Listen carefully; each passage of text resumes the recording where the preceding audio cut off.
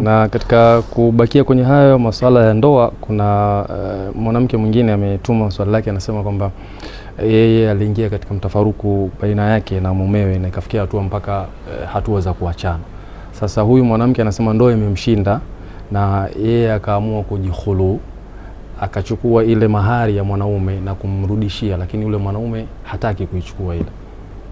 Hapa hukumu yake iko vipi? Kwanza iko hadithi ni sahihi kabisa, nimekumbuka sivi.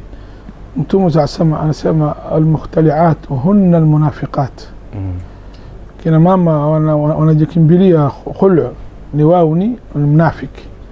Sasa wanasema hadithi hii manake ni ambalo kina mama wanataka khulu bila ya kitu ya msingi.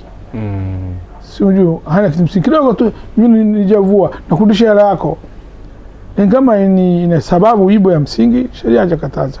Sasa kama nataka kuchukua khulu haina shida, aelewana na mume, sio lazima arudishe mshahara, yani ile mahari yenyewe ni mpaka kubaliana. Na Qur'an inasema ala junaha alayhima fima iftadat bih, hakuna dhambi kwao kama mwanamke watatoa fidia kujikununua talaka yake.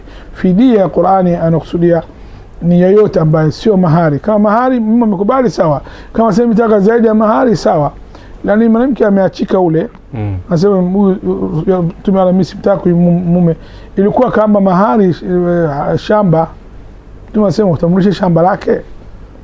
Lakini sio wewe 300,000 umetoa mahari unataka mwanamke arudishe 300,000 ile ambaye kama miaka 10.